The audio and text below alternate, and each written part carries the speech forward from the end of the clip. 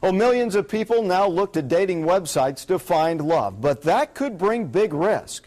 2 News reporter Jason Grubbs shows how to reduce the risk with background checks you can do for free. Meet Cheryl, a widow who loves to read and spend time with friends and dogs. Cheryl lost her husband of 35 years in 2007, and recently she decided it was time to date.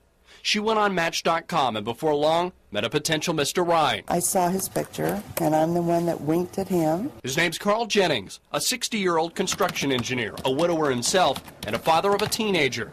Raised in Denmark, Carl came complete with an accent and all the right things to say. He writes, "I'm a gentleman looking to meet a lady, first as friends, and see what life has to offer us." He saw my picture, very interested, kind of saying the things that women like to hear. The two talked for weeks. It came time to meet, but Carl suddenly got called away to Malaysia on business. Then a business emergency. He asked Cheryl for $10,000. She eventually wired him $2,000. I went on and sent the money, but then I think I knew that I had done the wrong thing. It didn't stop there. Next, Cheryl says Carl's 13-year-old son needed surgery, and Carl again needed money. Now suspicious, Cheryl contacted the school where Carl said his son was enrolled.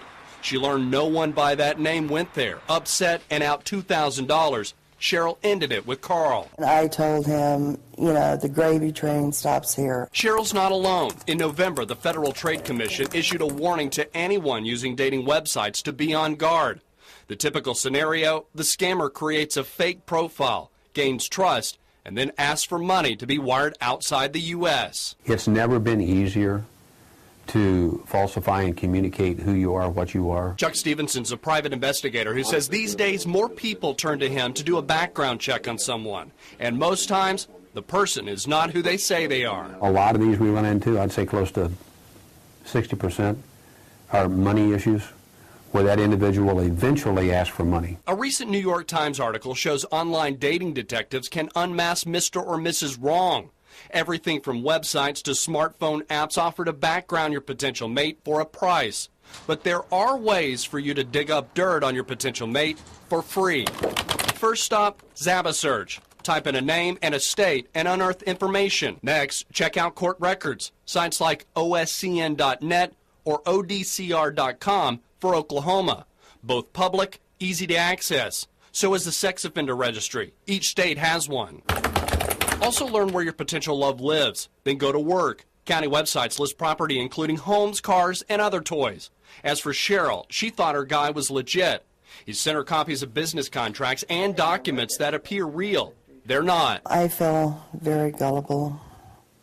I feel very stupid. I think I learned my lesson. Cheryl filed a police report and now bravely shares her online dating horror story, hoping it may spare someone else heartache. Jason Grubbs, 2 News, works for you.